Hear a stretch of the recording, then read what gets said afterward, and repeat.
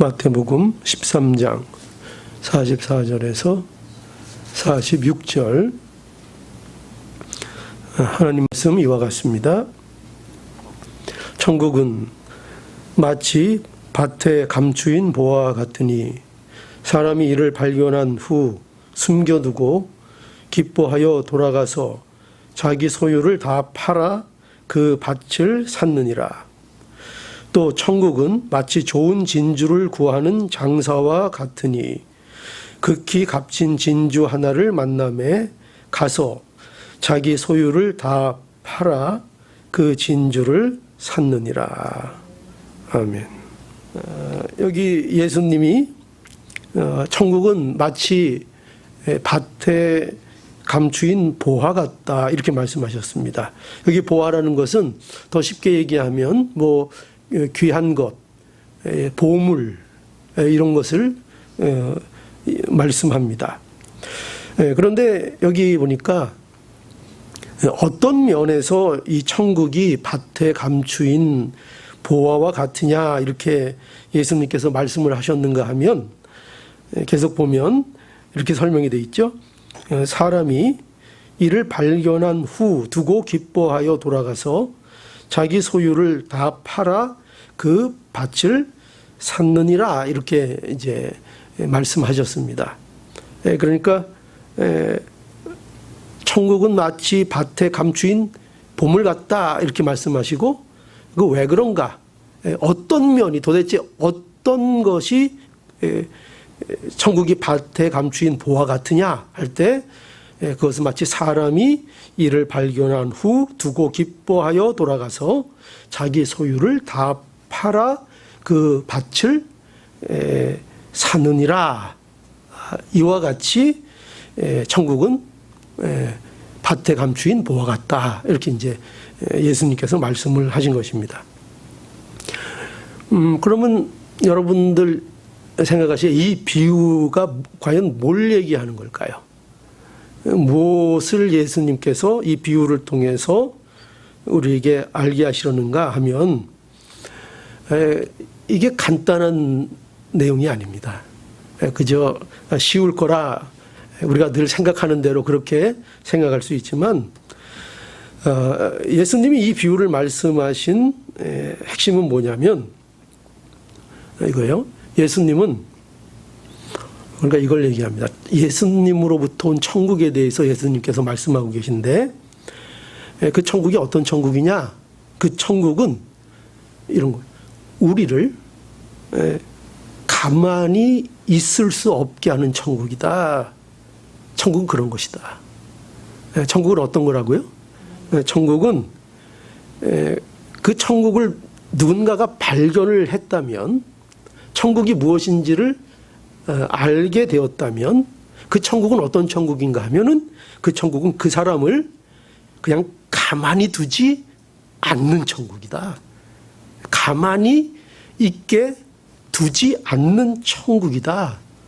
이렇게 말씀하는 것이 이 비유의 핵심입니다. 자, 한번 생각해 보세요. 어떤 사람이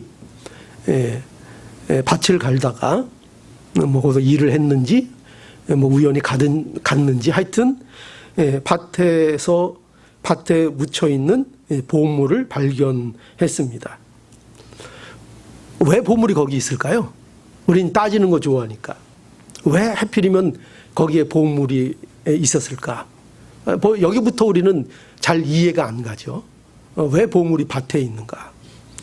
그런데 그 고대 사람들이 그 귀중한 것들을 종종 땅에 숨겨두었습니다. 왜냐하면 그건 이유가 그럴 만한 이유가 있는데 그 당시에 가장 안전한 방법이 뭐냐? 자신의 재산, 자신이 귀중하게 여기는 예를 들어서 뭐 보물이든지 보화든지 이런 것들, 돈이라든지 이런 것들을 가장 안전하게 그 당시에 지켜낼 수 있는 방법 중에 하나가 뭐냐면 그것은 땅에다 그것을 숨겨 놓는 거였습니다. 왜 그런가 하면은 그 당시에만 해도요, 뭐 은행 같은 것도 없었고요. 그리고 그리고 그 당시에는 많은 침략을 받았습니다. 뭐 언제 전쟁이 터질지 모르지요. 언제 도적이 침범할지 모르지요. 언제 이웃 민족이 침략을 해서 재산을 다 노략해 갈지 모르지요. 그런 상황 속에 있었기 때문에 전쟁이 나거나 할 때에, 도망할 때에 그것을 평상시에 어떻게 했다고요? 땅에 묻어 두었습니다. 그래서 뭐 어느 정도는 가져가는 것도 있었겠죠. 어느 정도는 쓰는 것도 있었겠죠. 그러나 어떤 것들은 일부를 땅 속에다가 숨겨 놓기도 했습니다. 그래서 이제 전쟁이 나서 도망을 갔다가 이제 전쟁이 끝나면 이제 돌아와서 그것을 다시 쓰고 이렇게 했던 것입니다. 여러분, 그러니까 오늘날로 생각하시면 안 돼요. 오늘날 같으면 뭐 안전한 방법이 많이 있겠지만 그 당시에는 그랬던 겁니다. 예를 들어서 집에 숨겨놓으면 더 안전했을까요? 아니죠. 집에 도적들이나 적들이 들어와서 집을 온통 다 찢어서 집에 있는 것을 찾아야 될 것입니다. 그러니까 집보다 더 안전한 게 어디였는가 하면은 그 넓은 어딘지 모르는 자기만 아는 땅 속에 숨겨두고 그것을 지켜내는 것이었습니다. 그런데 이제 문제가 뭐냐면은 그런데 그것을 묻어두고 도망을 가거나 피난을 갔던 사람들이 돌아오지 못하고 죽는 경우들이 종종 생기게 되는 거죠. 그러면 세월이 흐르고 그것이 어디에 있는지 아는 사람은 아무도 없는 그런 이제 것들이 되어 버립니다. 그래서 가끔 가다가 이처럼 세월이 흐르고 이렇게 땅 속에서 보물을 발견하는 경우가 생기게 되는 거죠. 자, 오늘 비유 보면은 이런 보물을 이제 발견을 한 겁니다. 그죠? 발견을 했습니다. 그런데 그렇게 발견한 보물을 이 사람이 어떻게 한다고요? 그것을 일단 묻어두고 그리고 다시 숨겨두고 돌아가서 이것을 살 궁리를 했겠죠. 그죠? 이걸 어떻게 하면 좋을까? 이렇게 궁리를 했을 것입니다. 그러면 한번 여러분 생각해 보세요. 그러면 이 순간부터, 이 사건 후부터 이 밭에 감추인 보물을 발견한 사람은 이 사람 머릿속에는 온통 뭐밖에 없겠죠? 그것밖에 생각이 안 나는 거죠. 밥 먹어도 머릿속에서 계속 그거 누가 혹시 발견하면 어떡할까? 또 여러 가지 뭐 생각이 들어서 밥을 먹어도 먹는 것 같지 않고, 그죠? 뭐 일을 해도 일을 하는 것 같지 않고 온통 생각이 그 밭에 있는 보물에 있을 것입니다. 그러니까 이 사람이 할 수 있는 건 뭐예요? 이 사람이 결국 해낼 수 있는 건 뭡니까? 어떻게 해야 됩니까? 여기 사람처럼 결국 자기 모든 소유를 어떻게 해서든지 다 끌어모으고 다 팔아서 이것을 사야 하는 것이죠. 그래서 그 밭을 사게 된 것입니다. 그러니까 보세요. 여기서 뭐가 강조되고 있죠? 이 비유 속에서 이 보화는 여기서 강조되게 있는 것이 밭에 감추인 보화인데 그 보화가 어떤 보화인가가 강조되고 있는 거예요. 어떤 보화인가 하면은 그 보화는 그것을 발견한 사람이 가만히 있을 수 없는 뭔가를 해야 되고 어떤 일을 해야 할 수밖에 없도록 만드는 보화다 이거예요.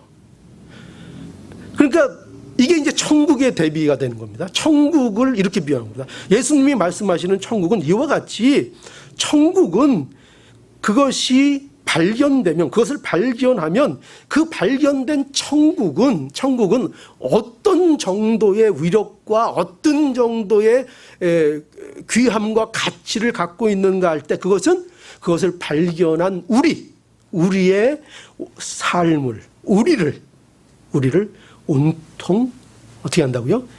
뒤집어 놓는다 이거예요. 온통 뒤집어 놓는다. 자, 밭에 감추인 보화를 발견한 사람, 그의 삶이 그 순간부터 그 이후부터 정상적인 삶이 됐겠어요? 아니죠. 그 삶이 온통 뒤집어졌습니다. 그 삶이 자신이 가진 모든 것들을 동원해 내기 위하여 그 사람은 애를 쓰기 시작했습니다. 그의 삶이 온통 뒤집어졌습니다. 그러니까 천국은 바로 이와 같은 가치가 있다는 거예요. 천국은 우리의 반응을 이끌어내는 천국이라는 거예요.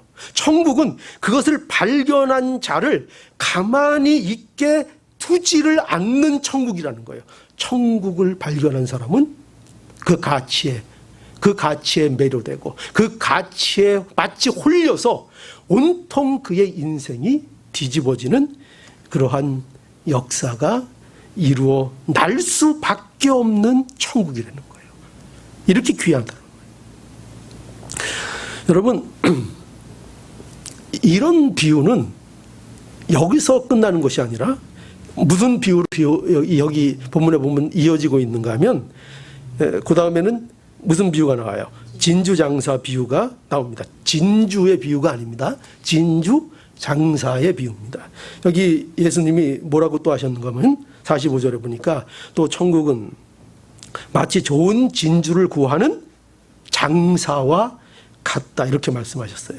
그러니까 뭐가 같다고요? 천국은 진주를 구하는 장사와 같다는 거예요.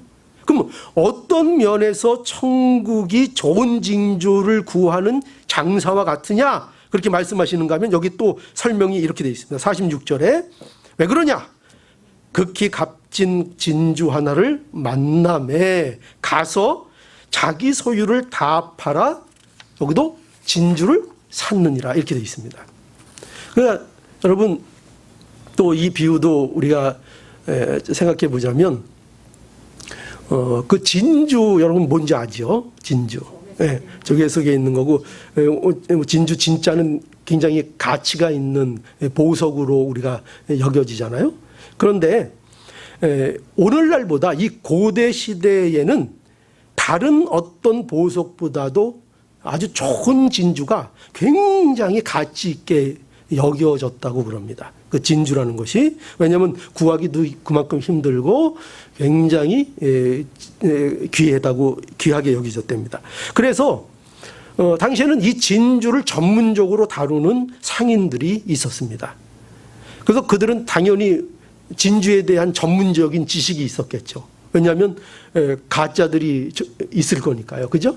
좋은 진주, 품질 좋은 진주 이런 것들을 구별하고 그것들을 취급하는 그런 전문적인 지식을 가진 자들이었습니다. 그리고 이 사람들은 어느 정도 재력도 있었을 거예요. 왜냐하면 진주를 취급하고 그것을 유통시킬 만한 일을 하려면 그만한 또 기본적인 재력이 있는 사람이었을 것입니다. 그런데 이 진주 장사가 진주를 찾아다니다가 지금까지는 보지 못한 극히 값진 진주 하나를 만나게 되었다. 이렇게 말씀합니다. 그래서 이 진주상은 또 어떻게 했습니까? 가서 자기가 가지고 있는 모든 소유를 팔아서 그 진주를 이제 샀다. 이렇게 말씀합니다. 천국은 뭐 같다고요? 바로 이 진주 장사와 같다는 겁니다. 자, 그럼 보세요.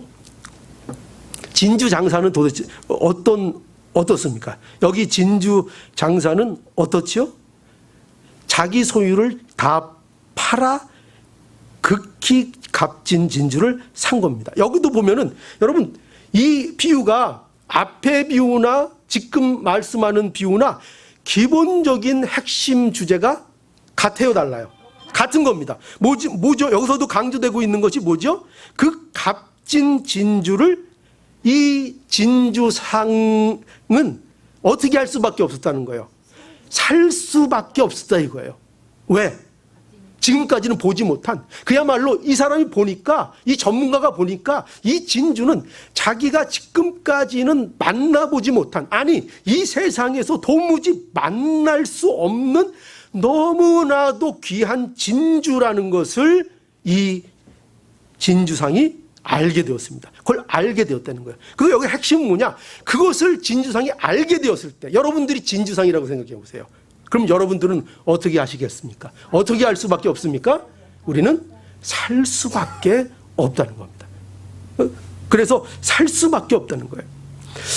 그래서 여러분 우리가 이걸 알아야 합니다. 이게 핵심이에요. 천국은 아까도 뭐라 그랬죠? 앞에 비유에서도 우리를 전부 뒤집어 놓는 것입니다. 이것이 두 비유의 결론입니다. 둘 다 어떻게 해요? 둘 다 자기 소유를 팔았습니다. 밭에 감추인 보화를 발견했을 때 그 가치가, 그 보물이 너무나도 귀한 것이어서 자기 소유를 다 팔았습니다. 진주를 발견한 자도 가서 자기 소유를 다 팔았습니다. 여러분, 천국은요, 이것처럼 자기의 일부로 바꾸는 게 아니에요. 자기의 일부로 바꾸는 것이 아니고, 천국은 이런 겁니다. 우리 삶에 적용이 되면, 우리의 삶에 천국이 임하면 그 천국은 우리의 삶을 완전히 뒤집어 엎어버린다는 것입니다. 이거는요, 여기서 말하는 천국의 위력은요, 우리의 삶을 개선하는 게 아닙니다. 여러분, 우리가 천국이 임하면은요, 하나님의 백성이 되면은요, 그것은 우리가 예전보다 더 나은 삶을 갖게 되는 게 아니에요. 그걸 말하는 것이 아니라 천국이 임하게 되면 모든 것이 바뀐다는 것입니다. 모든 것이 바뀐다. 어떻게 바뀌죠? 가치의 순서가 바뀌는 게 아니에요. 가치의 순서, 예전에는 이게 1번이었고 이건 2번이었는데 지금은 이게 1번이고 이게 2번이야. 이런 정도가 되는 게 아니에요. 우리는 그 정도를 생각하죠. 아니, 그게 아니라 천국의 가치는, 천국은 우리에게 무슨 일을 만들어내는가 하면 가치의 기준 자체를 달라지게 만드는 겁니다. 네, 완전히 사는 세계가 달라지고 가치의 기준이 달라지는 것입니다. 예전에는 우리의 가치의 기준이 뭐였죠? 세상적인 기준이 뭐죠? 더 우리에게 이득이 되고 우리가 손해보지 않고 뭔가 우리에게 더 부유하게 되고 그런 것이 우리의 가치의 어떤 기준이었다면 그 기준 자체가 바뀌어버리는 거예요. 기준. 그래서 오히려 좀 비약적으로 말씀을 드리자면 오히려 이런 비유를 드리면 어떨까요? 오히려 이렇게 되는 거예요. 예전에는 부자인 것이 그것이 복인 줄 알았다면 완전 대비적으로 지금은 가난한 것이 복인 줄을 알게 되는 완전히 가치의 기준이 바꿔지는 거예요. 그 정도. 지금 제가 말씀드리는 걸 잘 이해해야 돼요. 가난한 게 복이다 이걸 얘기하는 게 아니에요. 지금 그것이 그만큼 완전히 기준이 바뀐다는 거예요. 뒤집어진다. 말로 얘기하면, 한마디로 얘기하면 뒤집어지는 역사가 일어난다는 것입니다. 이것이 천국이 우리 안에 임할 때 일어나는 일이에요. 빌립보서 3장 8절에서 9절을 보면은요, 바울이 이렇게 얘기합니다. 바울의 이 고백을 보세요. 바울은 또한 모든 것을 해로 여김은 내 주 그리스도 예수를 아는 지식이 가장 고상함을 인함이라. 내가 그를 위하여 모든 것을 잃어버리고 배설물로 여김은 그리스도를 얻고 그 안에서 발견되려 함이니. 여러분 여기 보면 바울은요 뭐라고 고백하고 있는가 하면 자기가 자랑하던 모든 것들 있잖아요. 그걸 뭐로 여긴다고 고백하고 있죠? 모두 여기 먼저 해로 여긴다. 모든 것을 내가 자랑하던 모든 것, 내가 의지하고 있던 그 모든 것, 그것 얼마나 귀한 거예요. 그런데 그것을 해로 오히려 여긴다. 나에게 도움이 안 되는 거로 내가 여긴다는 거예요. 오히려 그것을 해로운 것으로 여긴다는 거예요. 근데 그 이유가 무엇인가 하면 그 이유가 뭐예요? 내 주 그리스도 예수를 아는 지식이 가장 고상하기 때문이라고 바울이 얘기하고 있는 거예요. 그러니까 바울은 지금 뭘 발견한 거예요? 예수 그리스도를 발견한 거예요. 예수 그리스도를 보게 된 거예요. 근데 예수 그리스도를 보니까 그 예수 그리스도를 아는 지식이 가장 고상하다는 거예요. 그러니까 그 얼마나 그것이 고상하고 얼마나 존귀하고 얼마나 귀한지 자기가 지금까지 의지하고 자기가 기반으로 갖고 있던 모든 것들이 마치 뭐와 같이 느껴진다고요? 배설물처럼, 해가 되는 것처럼 느껴질 정도라는 거예요. 그래서 바울은 자신이 의지하던 것, 자신이 자랑하던 것, 그 모든 것을 여기 보니까 잃어버리고 배설물로 여길 수밖에 없다고 고백하고 있는 거예요. 그럴 수밖에 없다고요. 왜냐하면 바울의 관심은 뭐예요? 바울의 관심은 오직 그리스도를 얻는 거예요. 그리스도를 얻고 그 안에서 발견되는 거예요. 바울은 천국이 너무 좋은 거예요. 천국이 너무 좋은 거예요. 누구로 인한 천국? 예수 그리스도로 인하여 임한 그 천국, 그 천국이 임하니까, 그 천국이 나의 천국이 되니까 너무나 그것이 좋고 존귀한 거예요. 그래서 세상에 내가 의지하는 모든 것들, 그것이 다 중요한 거죠. 우리 먹고 살려면 다 필요한 거죠. 세상에서 얼마나 것들이 필요한 것들입니까? 그럼에도 불구하고 바울은 뭐라고 고백합니까? 그런 것들이 배설물과 같다, 이렇게 고백을 하고 있는 것입니다. 그러니까 바울이 어떻게 된 거예요? 바울이 이제 천국이 임하니까 어떻게 된 거예요? 뒤집힌 거죠. 뒤집혔습니다. 뭐가 달라졌습니까? 삶의 가치가 달라졌습니다. 삶의 기준이 달라졌습니다. 이것이 천국이 임한 자들의 모습입니다. 그렇게 되라는 게 아니에요. 늘 오해하지 마세요. 그렇게 되라는 것을 강조하는 것이 아니라 천국이 임하면 그렇게 된다는 거예요. 천국이 임하면 그렇게 될 수밖에 없다는 거예요. 그것이 우리에게 주신 복이라는 거예요. 여러분, 사도행전 2장 가보면은요, 2장 43절로 47절 여기 보면, 자, 여기 초대교회의 모습이 그려져 있습니다. 사람마다 두려워하는데 사도들로 인하여 기사와 표적이 많이 나타나니 믿는 사람들이 다 함께 있어 모든 물건을 서로 통용하고 또 재산과 소유를 팔아 각 사람의 필요를 따라 나눠주고 날마다 마음을 같이하여 성전에 모이기를 힘쓰고 집에서 떡을 떼며 기쁨과 순전한 마음으로 음식을 먹고 하나님을 찬미하여 또 온 백성에게 친송을 받으니 주께서 구원받는 사람을 날마다 더하게 하시느니라. 여러분, 이게 바로 초대교회에 일어난 현상이었어요. 우리 교회도 이렇게 됐으면 좋겠다, 그런 마음이 얼마나 많아요. 그런데 여러분, 이걸 잘 알아야 돼요. 이러한 말씀이 의도하는 것이 뭔지 아세요? 이런 말씀을 우리에게 무엇을 의도해서 주시는 말씀인가 하면요, 이것은요, 첫 번째로 이런 의미가 아니에요. 이렇게 하라는 게 아니에요. 여러분, 우리도 이렇게 해야지, 우리도 이렇게 해야지, 우리는 이런 말씀 보면 첫 번째로 가지는 생각이 그거 아닙니까? 그런데 이 말씀은 물론 이렇게 하는 게 나쁘다는 게 아니에요. 이렇게 해야 합니다. 우리가 안 되면 의도적으로라도 그렇게 교회가 힘을 써야 합니다. 그러나 여기에서 보여주고자 하는 것은 뭐냐면, 이렇게 하라는 것보다 어떻게 그들이 이렇게 됐냐를 우리에게 보라는 거예요. 어떻게 그들이 이럴 수 있는가? 어떻게 그들에게 이런 일들이 일어날 수 있는가? 도대체 왜 그렇다고요? 그들에게 뭐가 임했다는 것을 가르쳐 주시는 거예요? 그들에게 천국이 임했다는 거예요. 그들에게 천국이 임했기 때문에 그들이 이 일들을 한다는 거예요. 그들이 시간만 나면 모이고 서로 물건을 서로 통용하고 또 재산을 아끼지 아니하고 서로 나눠주고 날마다 마음을 같이 해서 모이기를 힘쓰고 떡을 떼고 기쁨과 순전한 마음으로 음식을 먹고 하나님을 찬미하고 그러니 천국이 임하니 많은 수가 더했더라. 많은 수가 더했다는 거에서 김칫국을 먹으면 안 돼요.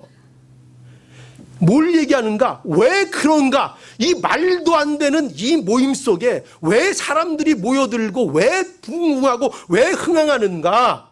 뭘 보여준다고요? 천국이 임했다. 천국이 임했다. 여러분, 우리는 이 순서를 바꿔버리면 안 됩니다. 중요한 건 뭐예요? 우리 교회에 부흥이 일어나는 일에 있어서 중요한 건 뭐예요? 천국이 임하는 거예요. 우리 한 사람 한 사람 10년 가운데 천국이 임하고 우리 교회 가운데 천국이 임하는 거예요. 누구로 인한 천국? 내가 만든 천국은 절대 안 돼요. 누가 이루신 천국이요? 예수 그리스도께서 이루신 그 천국, 그 천국이 우리 교회에 임하고 우리 10년 가운데 임하면, 그러면 이렇게 될 수밖에 없다예요. 될 수밖에 없다. 성경은 그걸 우리에게 가르치는 거예요. 여러분, 우리가 외적으로 천국이 임하지 않아도 커지는 것들이 있어요. 그러나 우리 주님이, 우리 하나님께서 원하시는 커짐은 그런 걸 얘기하는 거 아니에요. 무조건 수단과 방법을 가리지 않고 사업 수단을 써서 비즈니스처럼 해서 세상 수단 방법으로 그렇게 커지면 된다가 아니에요. 하나님이 원하시는 것은 천국이 임하는 거예요. 우리 각자에게 먼저 우리 10년 가운데 천국이 임하고 그것으로 인하여 하나님의 나라가 흥왕해지는 겁니다. 그럴 수밖에 없다는 거예요. 천국이 임한.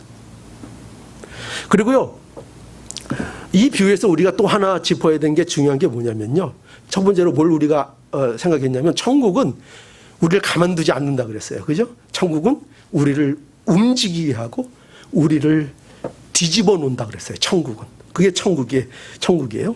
그런데 또 이 천국은요, 천국은 어떤 천국인가 하면, 천국은 우리의 방황을 끝내는 천국이에요. 우리의 방황을 끝냅니다. 이것이 여기 보면 천국을 좋은 진주 구하는 장사의 비유를 여기 예수님께서 덧붙인 이유라고 저는 생각해요. 밭에 감추인 보화에 비유하는 이 비유가, 좋은 진주를 구하는 장사의 비유가 다른 점이 있는데요. 그건 뭐냐면은, 밭에 감추인 보화는 이 사람이 어떻게 발견했죠? 우연히 발견했어요. 그죠? 물론 우리가 하나님의 은혜예요. 그죠? 우리에게 우연이라는 건 없어요. 근데 이 비유에서 이 사람은 이 보화를 밭에서 우연히 발견하게 된 거예요. 그런데 진주 장사는 좋은 진주를 어떻게 했습니까? 찾아다녔습니다. 찾아다녔어요. 어떻게 했어요? 더 좋은 진주 없을까 하면서 찾아다녔습니다. 그러다가 아주 극히 값진 진주 하나를 만났습니다. 그리고 자신의 모든 것을 주고 그것을 샀습니다. 여러분, 이 사람에게 있어서, 이 사람은 늘 뭐 하는 사람이었어요? 진주 찾는 사람이었어요. 더 좋은 진주, 더 좋은 진주, 더 좋은 진주. 그런데 그 더 좋은 진주를 찾아 나가는 그의 삶이 무엇으로 끝나는가? 무엇으로 끝나는가 하면, 지극히 값진 진주 하나를 만남으로 자기 모든 재산을 다 동원해서 그것을 끝내서 그거를 사들였어요. 무엇이 핵심인가? 방황이 끝났어요. 방황이 끝났습니다. 천국은요, 천국은 어떤 것이냐 할 때, 그건 우리를 뒤집을 뿐만 아니라 그 천국은 우리를 이제 모든 방황에서 우리를 끝나게 한다는 것입니다. 천국을 만나면 그렇게 돼요. 천국을 만난 사람은 그 방황이 끝나는 것입니다. 여러분 생각해 보세요. 우리 인간들은 모두 어떤 의미에서 진주 장사와 같은 거예요. 우리를 충족해 줄 무엇인가를 위해서 우리는 계속해서 무언가를 찾고 구합니다. 사람들은 다 그렇게 삽니다. 더 좋은 진주, 더 좋은 진주. 그래서 좋은 진주를 찾죠. 그죠? 세상에 많은 진주들을 찾습니다. 그러나 여러분, 우리가 알다시피, 그러나 그것은 잠시입니다. 잠시 만족을 주지만 그것으로 끝납니다. 그것은 곧 우리에게 다시 결핍을 줍니다. 다시 목마릅니다. 천국을 만나면, 그런데 이 방황이 끝나는 거예요. 천국을 만나야 이 방황이 끝나는 거예요. 여러분, 요한복음 4장에 가보면은요, 사마리아 여자가 나옵니다. 그렇죠? 사마리아 여자. 예수님께서 이 사마리아 여자를 찾아가서 만나십니다. 이 여자는 어떤 여자였죠? 이 여자는 그 마을에서도 외면받는 여자였어요. 그리고 이 여자는요, 남편이 자그마치 몇 명까지 있었어요? 5가지 있었어요. 뭐 한꺼번에 있지는 않았겠죠. 이렇게 계속 지나왔겠죠. 그죠? 그리고 이제 남편이 아닌 어떤 남자와 지금도 살고 있습니다. 그는 어쩌면 우리의 자아상일지도 몰라요. 욕하지만 우리의 자아상일지도 몰라요. 우리도 세상 사람들도 다 어떻게 해요? 더 좋은 거, 더 좋은 거. 나의 목마름을 해결할 수 있는 거 뭐 없을까? 더 나은 삶은 무엇일까? 우리는 이 세상에서 끊임없이 그것들을 찾고 나가죠. 그러나 만족이 없어요. 늘 목마른 거예요. 그런데 이 목마름이 이 여자가 어떻게 해결됩니까? 예수님이 찾아오셔서 예수님이 만나 주심으로 인하여 이 갈증, 이 목마름이 끝납니다. 그의 영혼의 방황이 끝이 나는 것입니다. 천국이 그런 거예요. 그래서 요한복음 4장 13절에 예수께서 대답하여 가라사대 이 물을 먹는 자마다 다시 목마르려니와. 세상의 것들은 아무리 취해도 아무리 들이키고 아무리 많이 가져도 다시 목마르요. 그건 언제나 결핍합니다. 언제나 부족합니다. 여러분 돈 벌어서 만족하는 사람 봤어요? 세상 것 가져서 만족하는 사람 봤어요? 없어요. 가지면 더 가지려고 그래요. 만족이 없습니다. 세상 것으로는 목마릅니다. 그러나 예수님이 이렇게 말씀하시죠. 내가 주는 물을 먹는 자는 영원히 목마르지 아니하리니 나의 주는 물은 그 속에서 영생하도록 솟아나는 샘물이 되리라. 여러분 천국이 이와 같은 거예요. 천국을 만나면요, 천국이 우리에게 임하면요, 그러면 어떻게 돼요? 목마름이 해결되고 그리고 우리의 영혼의 방황이 끝납니다. 여러분 예수 믿으세요? 예수 믿으세요? 그럼 여러분들 안에는 뭐가 임한 거예요? 천국이 임했어요. 천국이 임했는데도 아직도 영적으로 방황하세요? 천국이 나의 천국인데 아직도 방황하세요? 다른 천국이 없나 주위를 두리번거리고 계신 거예요? 아니죠. 천국이 임하면 우리의 방황은 끝난 겁니다. 우리는 그런 사람이 된 겁니다. 우리는 목표가 분명합니다. 우리는 어디를 향하여 가는지가 분명합니다. 우리의 결말이 무엇인지가 분명합니다. 우리의 복이 무엇인지가 너무나도 명확합니다. 우리는 방황하지 않습니다. 우리는 헷갈리지 않습니다. 우리는 그 천국이 임한 것입니다.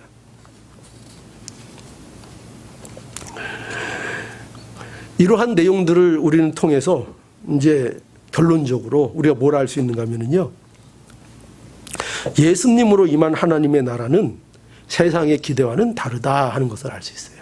그죠? 여기 보세요. 겨자씨 비유에서부터 누룩의 비유, 그죠? 또 보화의 비유, 또 오늘 또 진주 장사의 비유, 다 어떻습니까? 세상이 기대하는 그런 나라와는 전혀 다르다는 것입니다. 여러분 세상이 기대하는 천국은요, 다 뭐냐면요, 자신을 증명하는 천국이에요. 자신을 증명하는 거예요. 내 생각을 이루는 천국, 내 뜻을 이루는 천국. 그래서 내가 주인이 되는 천국이에요. 세상은 다 이 천국을 원해요. 다 이 천국을 원해요. 그러나 예수님이 주시는 천국은 어때요? 완전히 반대는 거예요. 세상이 원하는 천국, 유대인들이 원했던 천국들은 다 거기에서 자기가 돋보이는 천국이에요. 자기가 커지고 자기가 대접받는 천국을 다 원한 거예요. 그런데 예수님이 말씀하시는 천국, 예수님이 주시는 천국은 완전히 반대로 내가 뒤집어지는 천국이에요. 내가 바뀌는 천국이에요. 세상이 원하는 천국은 뭐예요? 네가 바뀌라는 천국이에요. 너 바뀌어야 돼. 너 바뀌어야 돼. 너 바뀌어야 돼. 그리고 다 나를 따라야 돼. 세상이 원하는 천국이에요. 예수님이 주시는 천국은 뭐예요? 내가 뒤집히는 천국이에요. 내가 뒤집히는 천국. 내 가진 것을 모두 팔아야 하는 천국. 내가 가진 것들을 모두 내려놔야 되는 천국. 그게 예수님이 주신 진정한 천국이에요. 나를 주장하는 천국. 내가 맘대로 주무르는 천국이 아니라 그 천국이 나를 주관하는, 나를 주장하는 천국이에요. 그게 예수님이 오심으로 임한 천국이에요. 그래서 여러분, 예수 그리스도가 우리에게 주시는 천국보다 우리의 삶을 더 극적으로 뒤엎는 일은 없어요. 여러분 자신을 잘 생각해 보세요. 우리는 얼마나 안 바뀌는 존재입니까? 우리는 얼마나 안 바뀌는지 몰라요. 3살 버릇 언제까지 한다고요? 8까지. 나이 들면 좀 괜찮은 것 같은데, 나이 들어도 3살적 하던 거 똑같이 같은 실수를 계속 반복하며 사는 게 인간이에요. 안 바뀌어요. 안 바뀌어요. 인간은 얼마나 방황하는 존재인지 압니까? 평안이 없어요. 늘 방황해요. 아무리 좋은 것을 가지도 늘 방황해요. 세상은 무엇으로도 우리를 바꾸지 못해요. 이런 우리를 세상은 무엇으로도 바꿀 수 없어요. 세상은 무엇으로도 우리의 방황을 끝내지 못해요. 여러분들은 예수 그리스도로 인한 천국을 만나지 못하면, 그 천국이 임하지 못하면 여러분들은 계속 그 꼴로 살 거예요. 거기서 벗어나지 못할 거예요. 왜? 그럴 수밖에 없는 거예요. 어떤 것도 우리를 거기에서 건져내지 못해요. 늘 부모가 했던 잘못 똑같이 하고요. 늘 내가 과거에 저질렀던 실수 또 반복하고요. 개가 토했던 것 다시 먹는 거, 우리 얼마나 지저분하다고 생각해요. 아유, 저 개 봐, 토했던 거 또 먹어. 근데 똑같이 그렇게 살아요. 그렇게 살아요. 뭘 못 만나면? 예수 그리스도가 우리에게 이루신 그 천국을 못 만나면 거기에서 벗어날 방법이 없어요. 방법이 없어요. 예수님은 우리에게 그 천국을 전해주고 계신 거예요. 우리에게 이 땅에 오셔서 그 천국, 내가 주는 천국은 바로 이와 같은 천국이라. 이 천국. 그러니 여러분, 천국을 만나는 것보다 여러분 삶에 있어서 더 중요한 것은 없습니다. 예수 그리스도 안에서 우리에게 천국이 임하면 달라집니다. 여러분들에게 천국이 임하면 달라집니다. 하나님의 나라는 우리를 그냥 그대로 두지 않습니다. 우리를 뒤집어 놓습니다. 천국은 우리의 생각을 바꾸어 놓습니다. 우리의 방황을 끝나게 합니다. 아, 내가 가지고 있던 거 이거 보물 아니구나. 지금 여러분들이 두 손에 꼭 잡고 있는 그 있죠? 그 보물들, 버리지 못하는 그 보물들, 천국이 내게 임하면 나를 뒤집어서 알게 하십니다. 아, 이거 보물 아니구나. 내가 이렇게 손에 쥐가 나도록 잡고 있는 이거 보물이 아니구나. 내가 가진 진주, 이거 진짜 좋은 게 아니구나. 진짜 좋은 거는 따로 있구나. 진짜는 따로 있구나.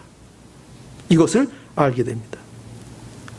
이 얼마나 다행스럽고 얼마나 큰 하나님의 은혜입니까? 천국이 우리에게 임하지 않았다면, 그죠? 은혜로 이 천국이 우리에게 임하지 않으셨다면, 그러면 우리는 세상에 썩어질 것, 세상에 허망된 것이 전부인 줄 알고 거기에 매여서 그것이 전부인 줄 알고 그거에 끌려다니는 그러한 삶을 살 수밖에 없는데, 그런데 얼마나 큰 은혜고 얼마나 큰 다행입니까? 예수 그리스도께서 우리에게 천국을 허락해 주셨습니다. 그것도 은혜로요. 여러분, 오늘 이러한 천국의 역사가 우리에게 일어나기를 간절히 원합니다. 그러니 여러분, 이제 우리는 뭘 해야 되겠죠? 간단하게 한마디로 우리는 이 천국을 증거해야 할 것입니다. 다른 천국 말고요. 내 머릿속에 그리는 천국 말고요. 어떤 천국이요? 예수 그리스도께서 오심으로 나에게 찾아온 그 천국. 내가 찾아낸 천국 아니고요. 내가 찾아낸 천국은 그건 함정입니다. 무슨 천국이요? 예수 그리스도로 인하여 나에게 찾아온 그 천국, 그 천국을 세상에 증거해야 합니다. 이것이 교회의 사명입니다. 우리 모두 이러한 천국으로 인하여 전부 다 뒤집어짐의 역사가 일어나기를 간절히 원합니다. 예, 기도하시겠습니다.